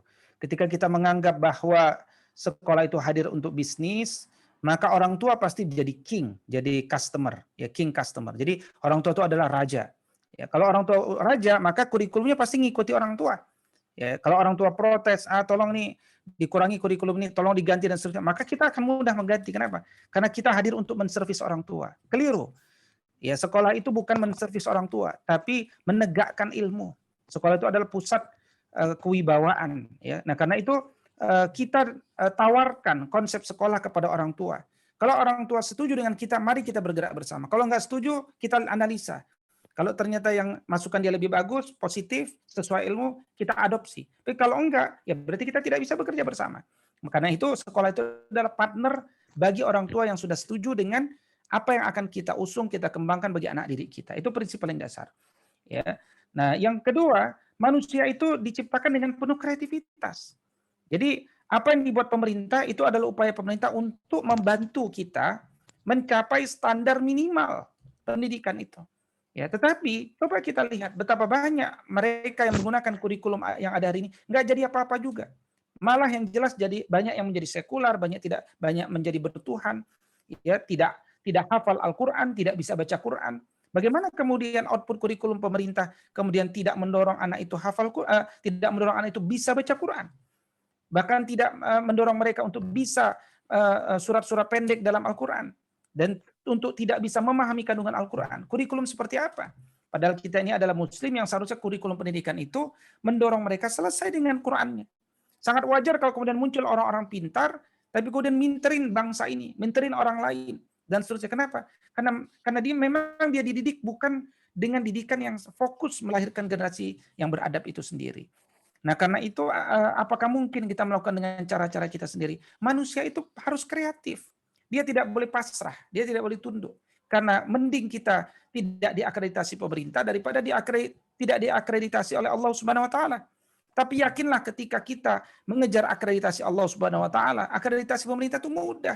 Karena apa yang kita ingin bicarakan itu akreditasi yang tinggi, bukan sekedar akreditasi yang kadang bisa dipalsukan, kadang bisa di backdate dan seterusnya. Maka kita akan hidup dalam kepalsuan. Bahkan hasil akreditasi itu tidak seindah daripada yang sebenarnya. Nah, bukan itu yang kita inginkan tentunya. Kita sudah lelah dengan berbagai kepalsuan, sementara hidup ini kita butuh mendapatkan keridhaan Allah Subhanahu wa taala. Nah, saya kira demikian. Wallahu a'lam.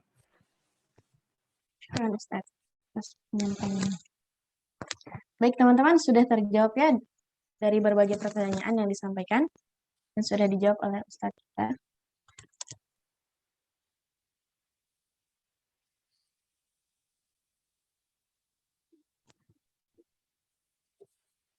Nah, baiklah, karena kita sudah di penghujung acara, sebelum kita tutup acara ini, marilah kita dengarkan doa yang akan disampaikan oleh saudara kita, Muhammad Nasil Ulwan, pada saudara. Dipersilahkan pada Kak Ulwan. Baik. Sebelum berdoa, baiknya kita menundukkan hati kita dan istighfar sebanyak 3 kali.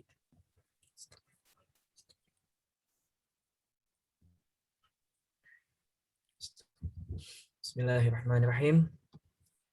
Allahumma innaka ta'lam anna hadhihi al-qulub qad ijtama'at ala mahabbatik wa taqat ala ta'atik wa tawahhadat ala da'watik wa ta'ahadat ala nushrati syari'atik fawaththik Allahumma rabbitataha wa adim muddaha wahdiha subulaha واملأها بنورك الذي لا يخبو واشرح صدورها بفيض الإيمان بك وجميل التوكل عليك وأحيها بمعرفتك وأمتها على شهادة في سبيلك إنك نعم المولى ونعم النصير. Allahumma taqabbal minna salatana wa siyamana wa ruku'ana wa sujudana wa takhashu'ana wa ta'abbudana wa tamnin takthirana ya arhamar rahimin. Allahumma la tada' lana hadha dhanban illa ghafartah wa la hamman illa farajtah wa la daynan illa qadaitah wa la maridan illa shifaitah wa la jahlan illa 'alimtah wa la hajatan min hawaijid dunya illa qadaitaha ya arhamar rahimin. Allahumma ighfir lana dhunubana wa li ikhwanina alladhina sabaquna bil iman wa la taj'al fi qulubina ghillan lil ladzina amanu rabbana innaka ra'ufur rahim. Rabbana zalamna anfusana wa illam taghfir lana wa tarhamna lanakunanna minal khasirin. Rabbana atina fid dunya hasanah wa fil akhirati hasanatan wa qina 'adzaban nar. Wassallallahu ala sayyidina Muhammad wa ala alihi wa sahbihi wa sallim. Walhamdulillahi rabbil alamin. Alhamdulillahirrahmanirrahim. Ya, karena kita sudah di penghujung acara, saya Asma Karimah sebagai selaku MC pamit undur diri. Billahi taufiq wal hidayah. Assalamualaikum warahmatullahi wabarakatuh. Waalaikumsalam. Jazakillah. Waalaikumsalam. Dari Ustaz Nafi'ul Wan.